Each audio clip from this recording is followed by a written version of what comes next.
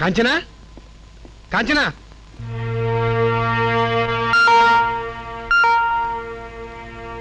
ఏంటి అక్కడ ఆగిపోయావు? రా రమ్మంటుంటే. గంగా గుర్తులేదా? అబ్బే గుర్తులేకే, బాగానే గుర్తుంది. కూర్చో, ఇప్పుడే వస్తానే. కూర్చోండి. థ్యాంక్స్. మీరేమిటి మా ఊరు వచ్చారు? మీరున్నారని.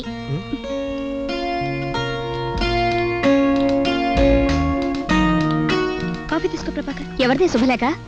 చూస్తాను. అరే జగదీశ్వరు పెళ్ళే. ఇప్పుడు తారీఖు 23 కదా? అవును. పెళ్లి 18వ తారీఖు. పెళ్ళైన 5 రోజులకి ఇన్విటేషన్ అందింది. అయితే ఈ పార్టీకి అన్నీ అయిపోయే ఉంటాయి. బై ది వే, పెళ్లి కొడుకు ఎవరే? దైవాదేనం, ఏజీ ఆఫీస్, హైదరాబాద్. దైవాదేనం మంచి పేరు.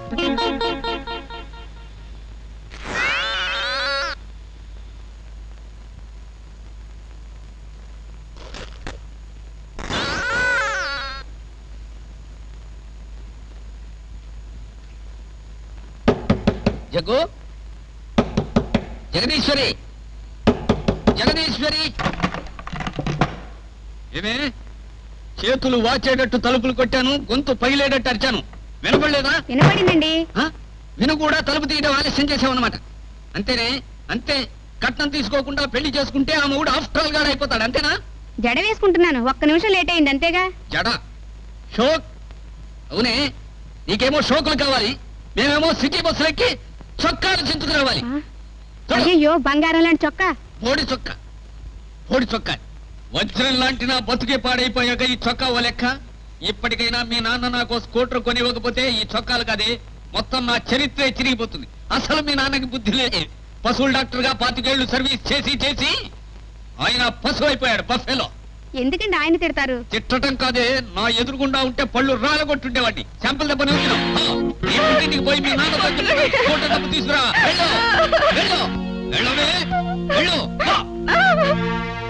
అంత డబ్బు మా నాన్న దగ్గర ఉండొద్దు. లేకపోతే అప్పు చేయమను.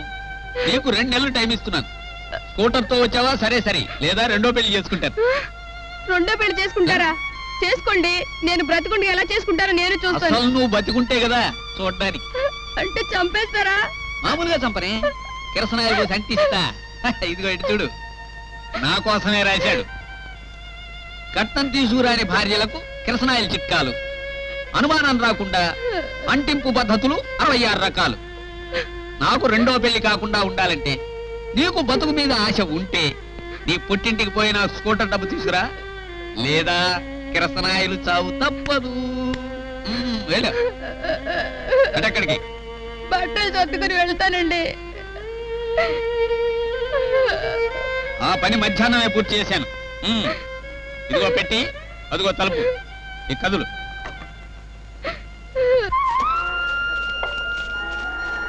ఏటా 500 తెచ్చావు? నేను చెప్పింది 700 కదా. నా దగ్గర అంతకంటే లేదు గురు. నీ పేరు చెప్పి పెంచుకుంటాను గురు. ఈ మేకలంటే నాకు ఎంతో ఇష్టం గురు. సరే బా. మేకల్ని బాగా మేపాలి. నేను అప్పుడప్పుడు చూస్తుంటాను, మేకలు సిక్కిపోయో నిశ్చారం వాళ్ళు చేస్తాను. జాగ్రత్త. అట్టగే గురు.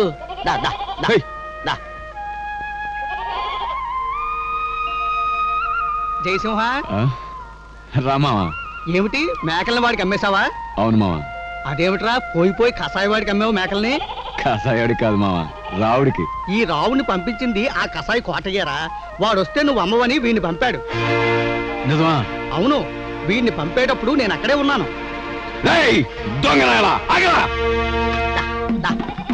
చెప్పరా, నిజం చెప్పు.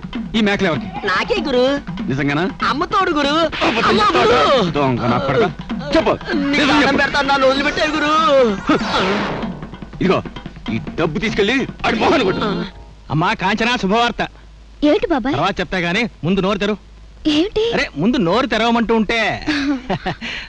ఇందమ్మా, కూర్చో కూర్చో కూర్చో. ఇప్పుడు చెప్పు, ఏమిటి విశేషం? ఇవాళ మంచి రోజు కదా అని ప్రసాదరావు ఇంటికి వెళ్ళానమ్మా.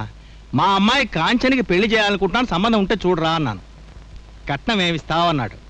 ఓరి సన్నాసి, నా బంగారు తల్లే పెద్ద కట్నం రా అన్నాను. అయితే ఓ మంచి సంబంధం ఉందన్నాడు. కుర్రాడి పేరు చెప్పాడు, వెంటనే ఒప్పేసుకున్నాను. అదేమిటి బాబాయ్, నన్ను అడగకుండానే ఇంతకీ ఎవరా కుర్రాడు? ఎవరైతే నీకెందుకు, నేను తెచ్చిన సంబంధం చేసుకుంటావా లేదా? బాబాయ్, పిచ్చిదానా, నీ మనసు తెలుసుకోకుండా ఒప్పేసుకుంటా అనుకున్నావమ్మా? వరుడెవరో కాదు, మన ప్రభాకరే. ఈ సంబంధానికి ప్రసాదరావు వాళ్ళ అక్కగారు అన్నపూర్ణమ్మ గారు ఎంతో ఆనందంగా ఒప్పుకున్నారమ్మా.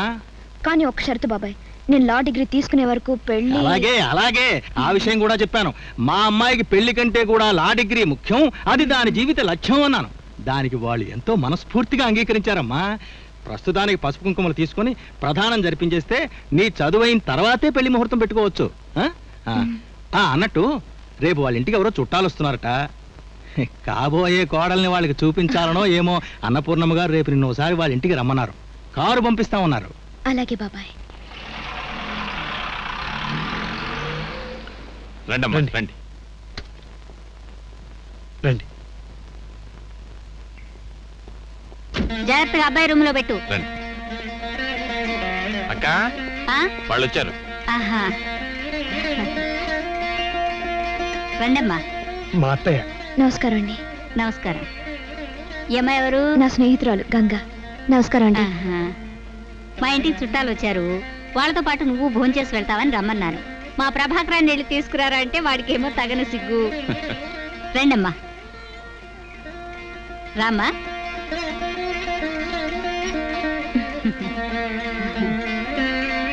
ఈవిడ మా తోడు కోళ్ళు. నమస్కారం. నమస్కారం. ఆవిడ కూతురు కోళ్ళు. నమస్కారం అండి. ఆవిడేమో మా ఆడపడుచు, ఆ పాప వాళ్ళ అమ్మాయి. ఆవిడేమో మా ఆడపడుచుకి అత్తగారు అవుతుంది. రండి సీతమ్మా రండి. మీ తమ్ముడు కాబోయే కూడా వచ్చిందని ఊరంతా హడావిడిగా చెప్పుకుంటుంటే ఎలా ఉంటుందో చూసిపోదామని వచ్చాను. ఇంతకీ ఎవరు ఇంటికి కాబోయే కోడలు? ఇదిగో ఈ అమ్మాయి. అలాగా, ఆ టాకు టీకు చూసి ఈ అమ్మాయేమో అనుకున్నాలే. చాలు ఊరుకో, ఏమిటో మాటలు. ఓ అబ్బో, నెనగానే అయిపోయిందా ఏమిటి? రండమ్మా పైకి వెళ్దాం.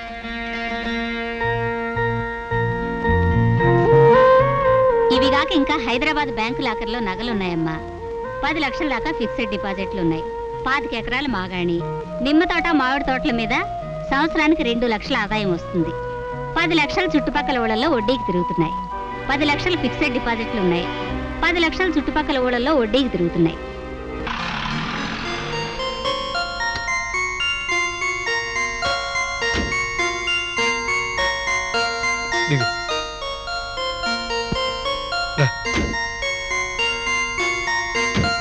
ఆగు. ఇంటికి ఏ ముఖం పెట్టుకుని వచ్చావరా అప్రాచ్యుడా? ఇంట్లో పెద్దవాళ్ళు ఉన్నారనుకున్నావా, చచ్చారనుకున్నావా? నేనంటే వేలు విడిచిన మేనత్తని, పెంచిన దాన్నే గాని కన్నదాన్ని కాదుగా. కనీసం కన్న తండ్రికైనా చెప్పకుండా ఏమిట్రా పనులు? పైగా అవతల సంబంధం మాట్లాడుకొని ప్రధానానికి ఏర్పాట్లు చేసుకుంటుంటే. క్షమించండి అన్న, మీతో చెప్పడానికి టైం లేకపోయింది. నార్మల్. ఏమిటండి అలా గొంత తచ్చించుకుంటారు? ఏమిటి ఇప్పుడు ఆయన చేసిన మహానేరం? అవును, మేమిద్దరం ప్రేమించుకున్నాం, పెళ్లి కూడా చేసుకున్నాం. ముందుగా చెప్పడానికి వీలు లేకపోయింది, ఇప్పుడు చెప్తున్నావు ఏ? ఆ ఏడుపేదో ముందు ఏడిస్తే అవతల పిల్లకి మాట ఇచ్చేవాళ్ళం కాదుగా. అతనికి కాంచనంటే ఇష్టం లేదండి. ఆ ఏడిపే ముందు ఏడిస్తే సరిపోయేది కదా అని. ఏమండి, మీరు పూర్వకాలపు మనుషులు. పెద్దవాళ్లు చేసిన పెళ్లిళ్ళు ఇష్టం ఉన్నా లేకపోయినా భరించి బానిసల్లా బ్రతికేవాళ్ళు. కానీ మేమలా కాదు. ఇష్టమైన వాళ్ళని ముందుగా ప్రేమించి పెళ్లి చేసుకుంటాం. మమ్మల్ని మీరు అర్థం చేసుకోవాలి. తమ్ముడు, ఈ ఉపన్యాసం అంతా వింటుంటే ఈ మహాతల్లే వాడిని మాయ చేసి బొట్లో వేసుకున్నట్టుంది. What nonsense are you talking? అదే మీకు అర్థం కాదనేది. ఒకరినొకరు ఆకర్షించుకోవడానికి ప్రయత్నిస్తాం, తప్పేమిటి? సందేహం లేదు తమ్ముడు. నోరు లేని వాడిని చేసి ఇదే వాడికి ఏదో మందు పెట్టి మాయ చేసింది. గంగా, నువ్వుండు.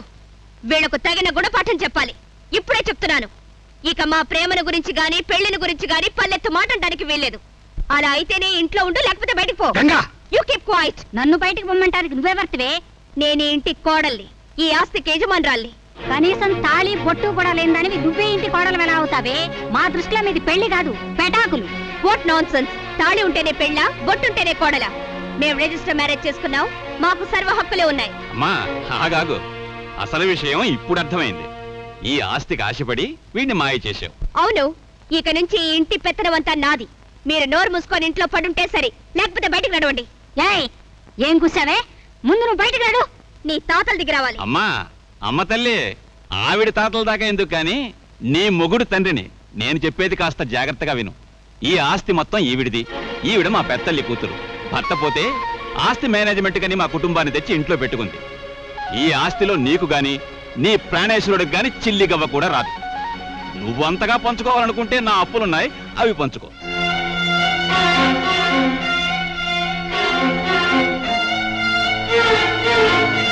నిజమేనా?